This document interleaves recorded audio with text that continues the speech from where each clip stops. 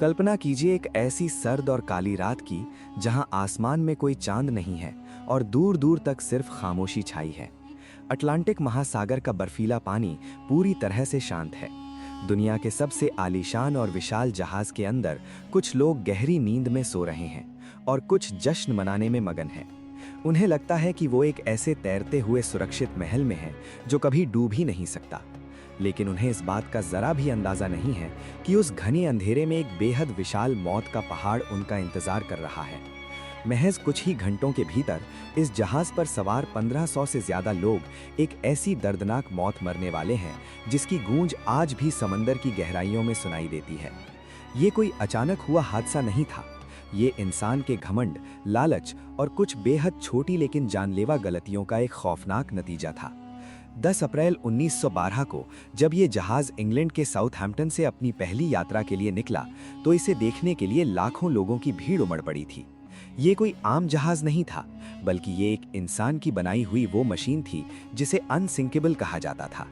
इसे बनाने वाली व्हाइट स्टार लाइन कंपनी को इसकी सुरक्षा पर इतना यकीन था कि उन्होंने पूरी दुनिया में इसकी मार्केटिंग ही कभी ना डूबने वाले जहाज के नाम से की थी। 269 मीटर लंबे और 53 मीटर ऊंचे इस जहाज के अंदर की दुनिया किसी 5 सितारा होटल से कम नहीं थी।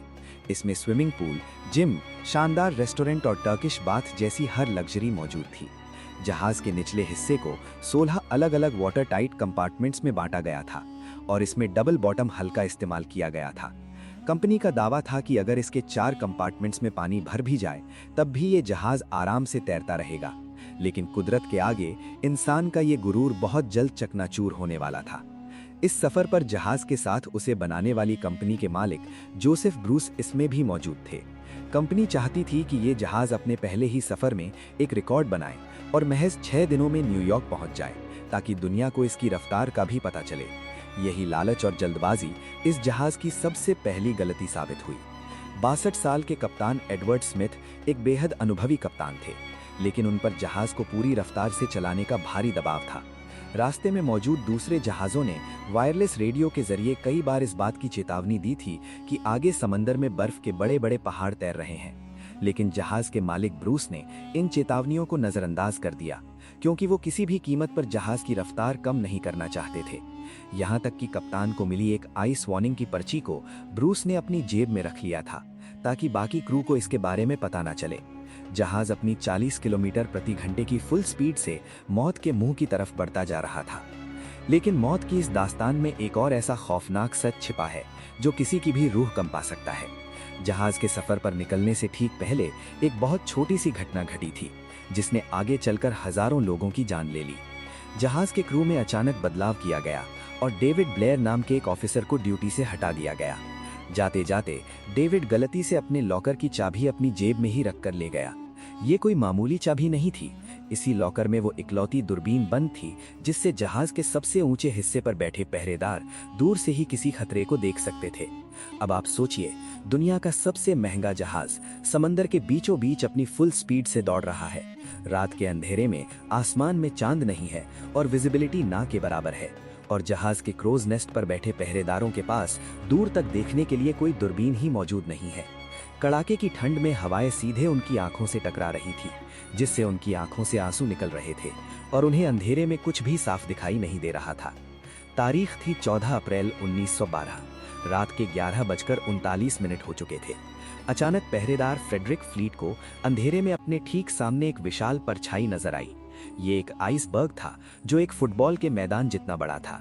उसने घबराकर तुरंत 3 बार घंटी बजाई और फोन पर नीचे ब्रिज पर चीखते हुए कहा कि सामने आइसबर्ग है, जहाज को तुरंत मोड़ो। ब्रिज पर मौजूद फर्स्ट ऑफिसर विलियम ने तुरंत इंजन्स को रिवर्स करने और जहाज को बाईं ओर मोड़ने का आदेश दिया, लेकिन अब बहुत देर हो चुकी थी। जहाज की रफ्तार इतनी तेज थी कि इतने कम समय में उसे मोड़ पाना या रोक पाना नामुमकिन था। ठीक 11:40 पर जहाज का दाहिना हिस्सा उस बर्फीले पहाड़ से जोरदार तरीके से टकरा गया। ये कोई मामूली टक्कर नहीं थी। जहाज के मालिकों ने पैसे बचाने के लिए इसके निर्माण में लोहे के मजबूत स्टील के बजाय कास्ट आयरन के रिवेट्स का इस्तेमाल किया था। कास्ट आयरन नरम होता है और दबाव पड़ते ही वो खुल गया। इसके साथ ही एक और भयानक सच ये भी था कि जहाज के निचले हिस्से में पहले से ही एक कोयले की आग सुलग रही थी, जिसने उस हिस्से को 70% तक कमजोर कर दिया था। इन सारी गलतियों का नतीजा ये हुआ कि जहाज के अंदर तेजी से समंदर का पानी भरने लगा। जब कप्तान स्मिथ ने नीचे जाकर नुकसान का मुआयना किया तो उनके होश उड़ गए।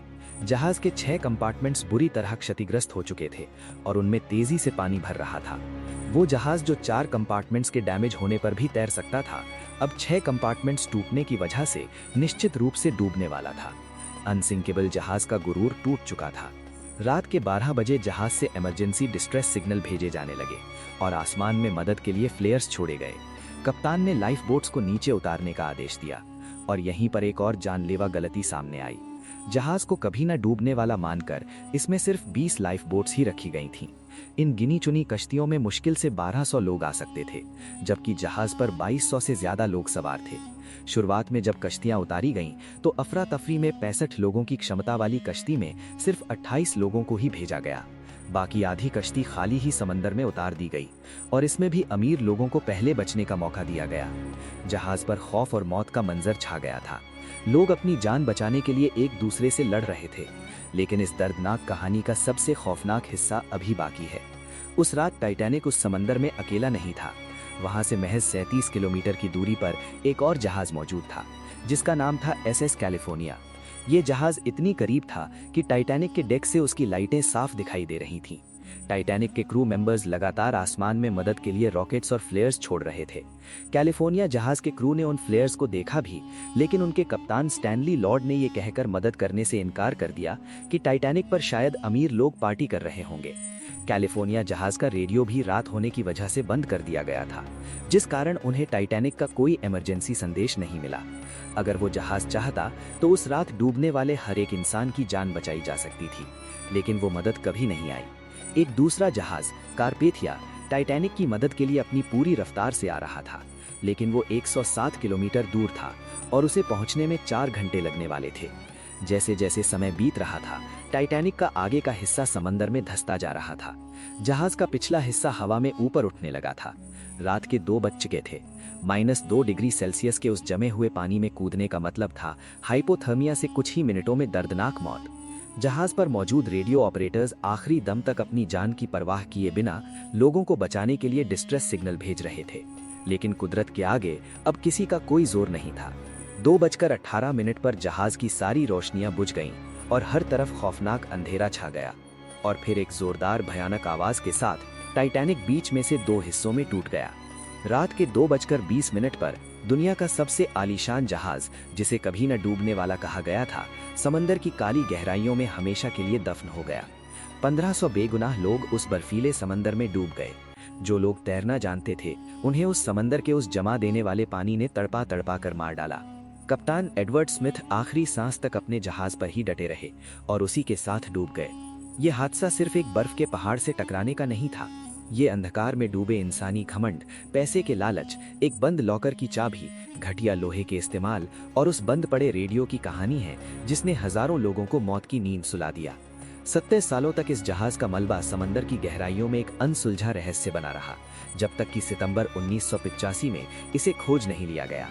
आज भी ये जहाज अटलांटिक महासागर की 3800 मीटर गहराइयों में खामोश पड़ा है, जिसे धीरे धीरे बैक्टीरिया और वक्त हमेशा के लिए मिटा रहे हैं।